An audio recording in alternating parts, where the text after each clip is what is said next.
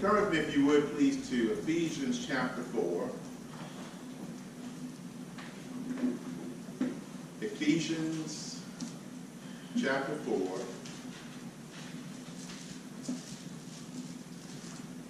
Starting in verse 29. Ephesians 4:29.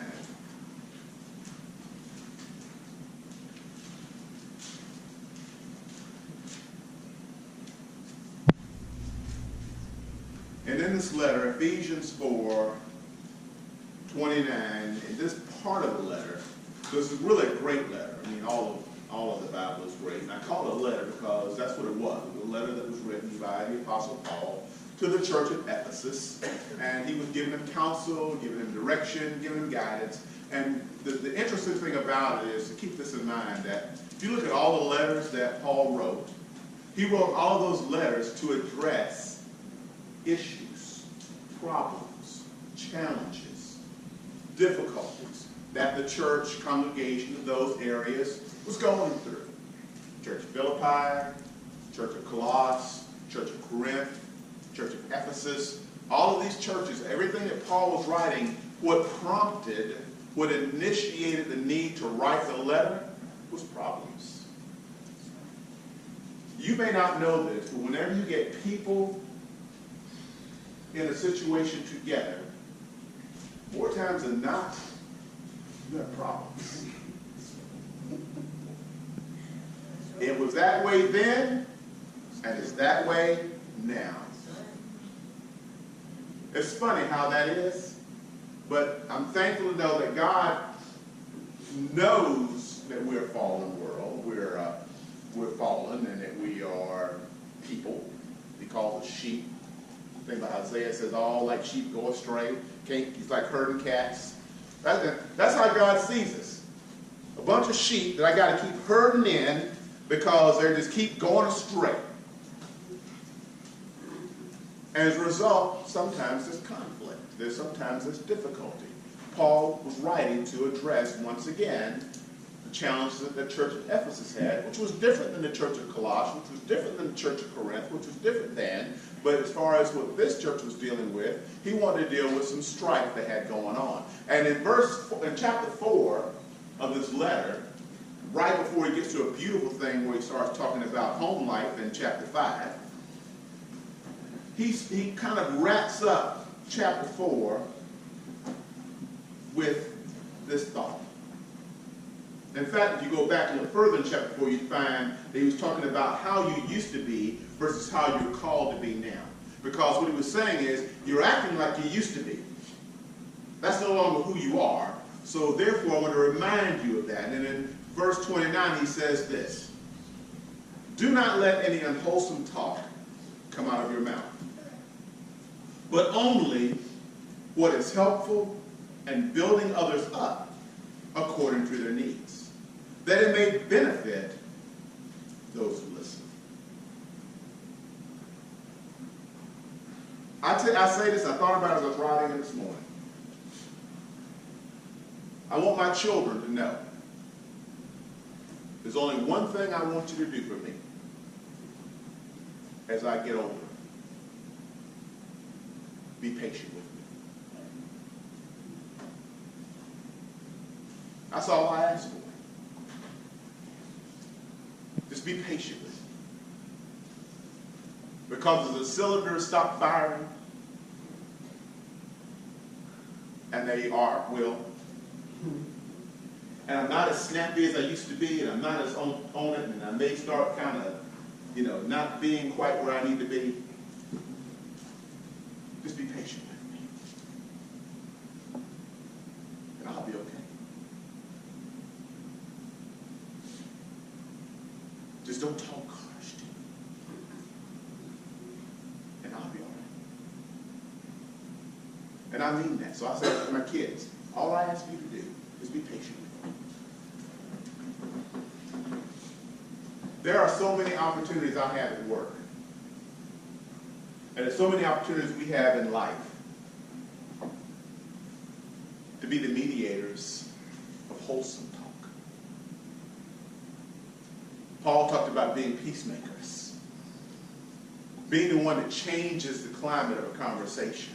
When you see it's kind of going off the edge. You ever been in conversations where, okay, it's time to wrap it up because it went from being a wholesome thing and that kind of going off the rails, and it's like, okay, we just need to, it was good, let's just kind of adjourn this right now because we're drifting off. We're sheep going astray. We're starting to talk about things. We're talking about people, and we start getting crude, and it's time to break this up. Been together too long. But in all seriousness, couples, broken homes, couples, the root of it is unwholesome talk.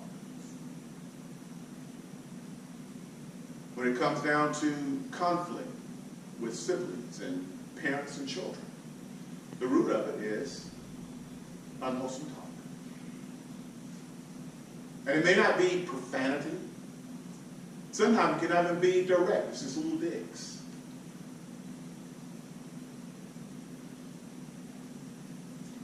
Paul says, don't do that. If you want to say something that will build someone up, something that will encourage people, help them to understand what they can be, not always talk about what they are. Be the one that's a blessing in the things you say. Be the one that's the peacemaker. Talk, and I thought about this, because I see it happening so often. Don't talk at me. Talk to me. Don't talk at each other. Talk to each other. Talking at each other is like a stick.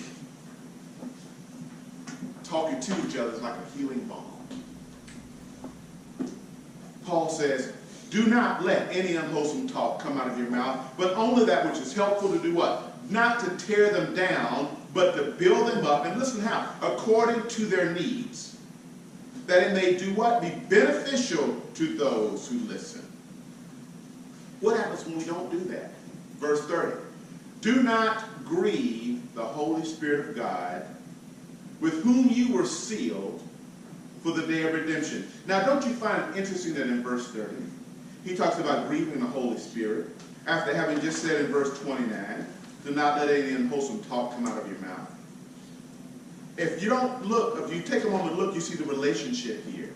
It grieves the heart of God when we have unwholesome talk. Because guess what? Most of the time you think about it, unwholesome talk doesn't just come out of the blue.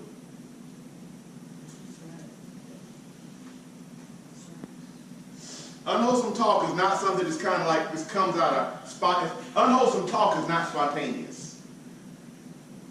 Unwholesome talk is a result of deep meditation. And that's the sober part about this. Unwholesome talk is typically something that has been kind of seething here for a while.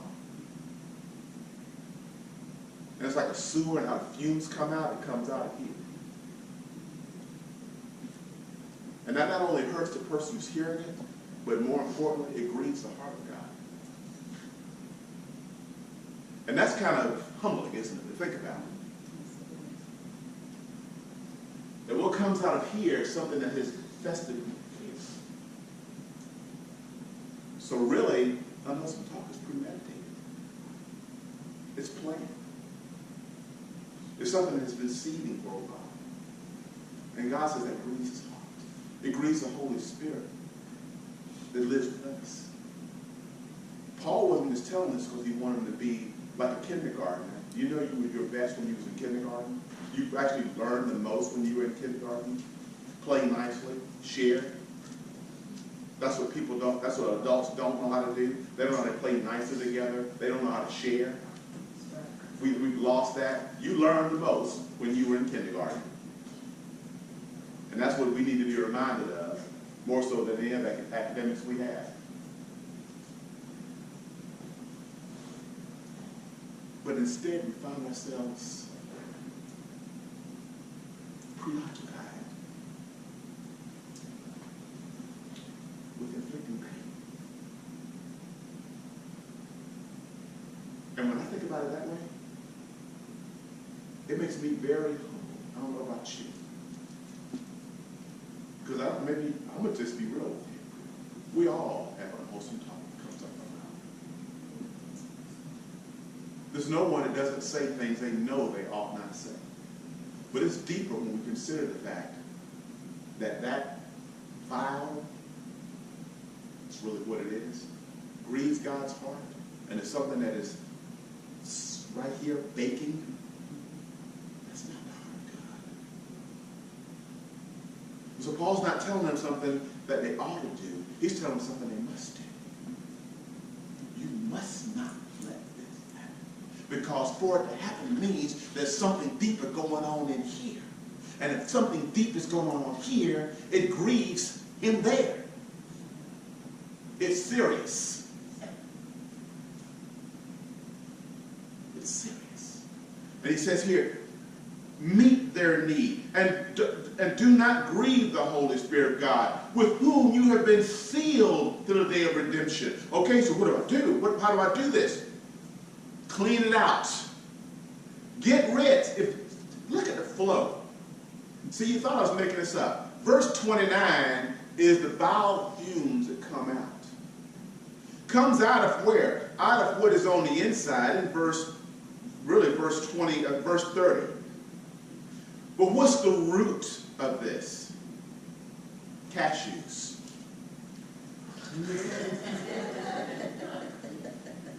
I gotta keep y'all. I gotta keep you that. Okay, the brother went left. Or he left. The pastor has left the building.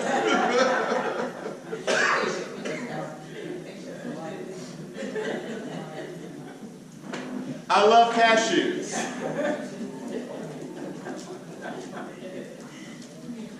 But when I eat cashews, they have a tendency to ferment in my gut.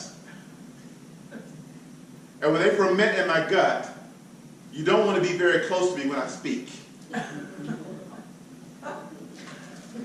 The bottom line is what I take in affects what comes out. What I hold on to, what I harbor, has an influence on everything I touch. It's bad. I can walk in the house, my wife can say, "You've eaten cashews today, haven't you?" "Oh, no." "Yes."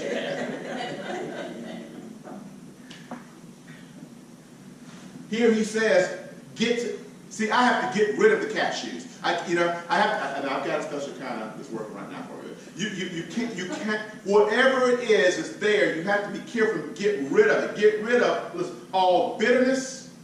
See, here's that. All bitterness, rage, anger, brawling, slander, along with every form of malice. Verse 31 is that which ferments in us and results in us coming forth with that which is repulsive. That which is in us results in what comes out of us. Galatians 5 talks about the wholesomeness. It's called the fruit of the Spirit. I want you to look at that with me real quick. So I want you to see, please, see again, Ephesians 4:31. What are we to get rid of?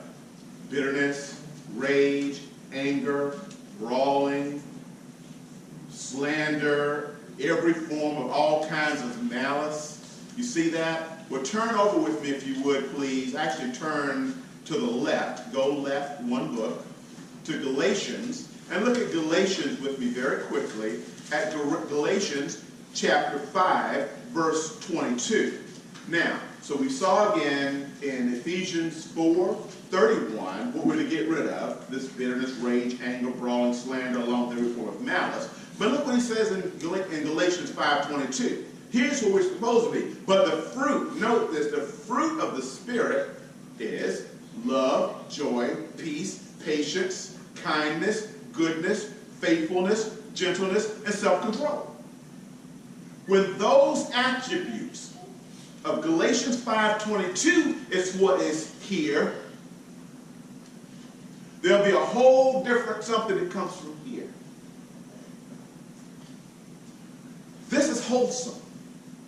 Galatians 5:20, and even in the natural realm, we would say, right, fruit is wholesome. It's good for you.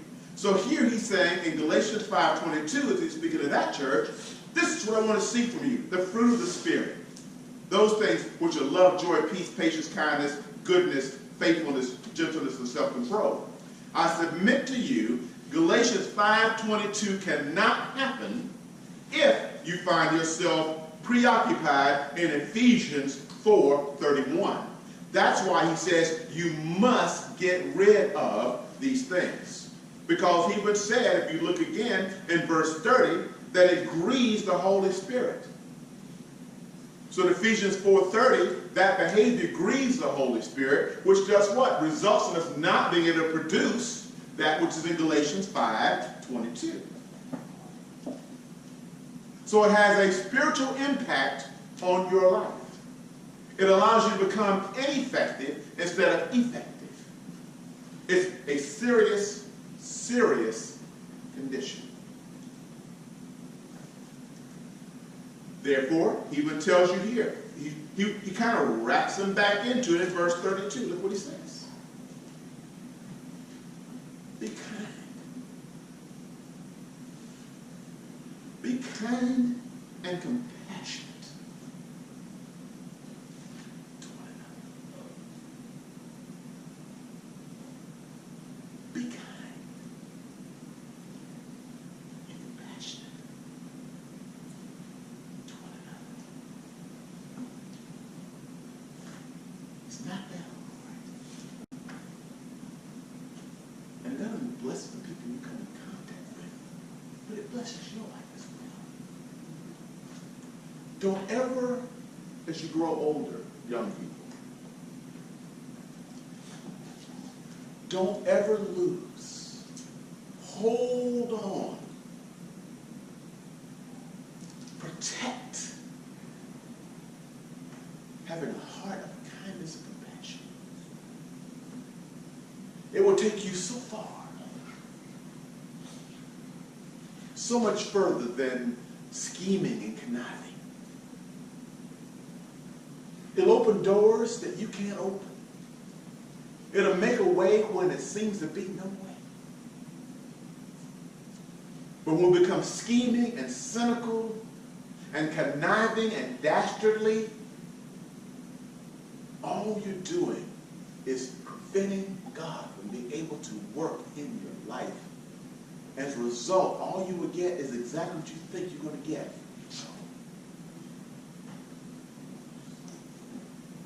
Don't ever, ever, and that's really for older folks too, lose being able to be kind and compassionate with those who don't deserve it. Don't let anything, don't let Satan rob you of that gift. Because it hinders you from being able to be used by God. And it cuts off your blessings.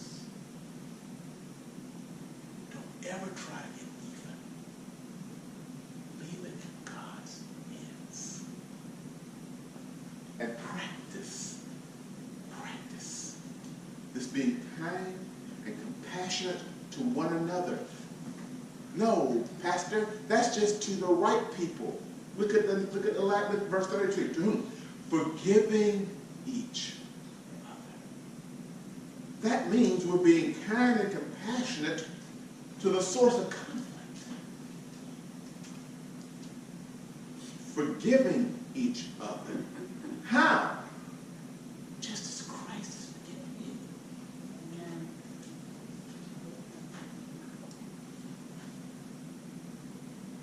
There's not a soul in this room, not one, that on their own can stand and be seen right before holy God. There's not one.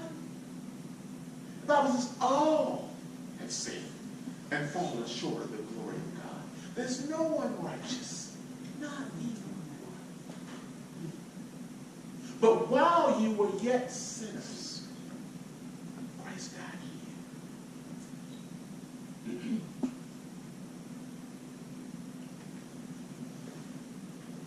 he has demonstrated by laying down his life for us.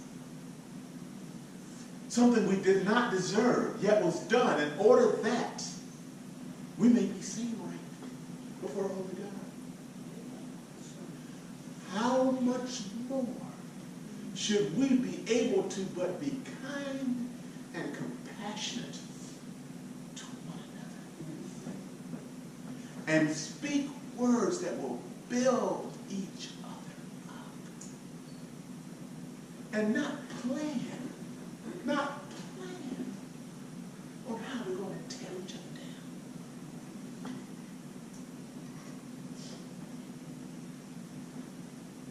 down. Paul gives this to us so that we'll find ourselves blessed. Do not let unwholesome talk come from your mouth. Verse 29. Verse 32. Be kind. Be compassionate to each other. Forgive each other, just as Christ forgave you. So simple, but so powerful. We just have to trust God